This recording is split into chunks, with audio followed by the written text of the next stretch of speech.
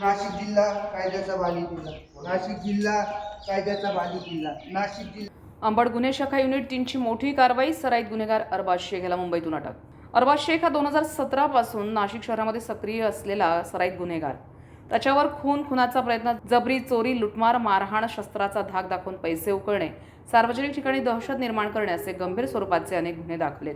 त्याच्यावर वेळोवेळी प्रतिबंधात्मक कारवाई करण्यात आली होती. तसंच 2023 मध्ये त्याला नाशिक शहर व ग्रामीण हद्दीतून 1 वर्षासाठी तडीपार देखील करण्यात आलं होतं.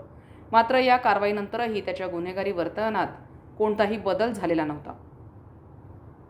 त्याच्या वाढत्या गुन्हेगारी कारवायांमुळे नागरिकांमध्ये निर्माण झालेल्या भीतीच्या पार्श्वभूमीवर नाशिक पोलीस आयुक्त संदीप कर्णिक यांनी 8 डिसेंबर 2025 रोजी त्याच्यावर MPDA कायद्यानुसार स्थानबद्धतेचे आदेश जारी केले होते. मात्र ही कारवाई टाळण्यासाठी आरोपी नाशिकमधून फरार झाला होता. 20 एप्रिल 2026 रोजी आरोपी पुन्हा नाशिकमध्ये आला आणि आपल्या साथीदारांसह कट रचून शिवाजीनगर येथील साईबाबा गार्डन परिसरात गणेश अमर बहादूर बोराडे वय वर्ष 22 याच्यावर कोयत्यानं प्राणघातक हल्ला केला.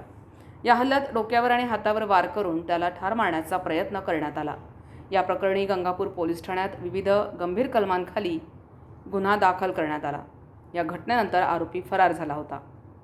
25 एप्रिल 2026 रोजी अंबड गुन्हे शाखा युनिट 3च्या पथकानं विक्रोळी येथे सापळा रचत रात्री 8 ते पहाटे 3 या कालावधीत आरोपीला अटक केली आहे. पोलीस निरीक्षक मोतीलाल पाटील यांच्या नेतृत्वाखाली पथकात पोलीस हवालदार प्रकाश बोडके, पोलीस हवालदार Darade, police constable Yogesh Chavan, police constable भगवान जाधव आदींचा सहभाग होता. या कारवाईमुळे नाशिक शहरातील गंभीर गुन्ह्यांना मोठा आळा बसण्याची शक्यता असून नागरिकांमध्ये निर्माण झालेली भीती कमी होण्यास मदत होईल.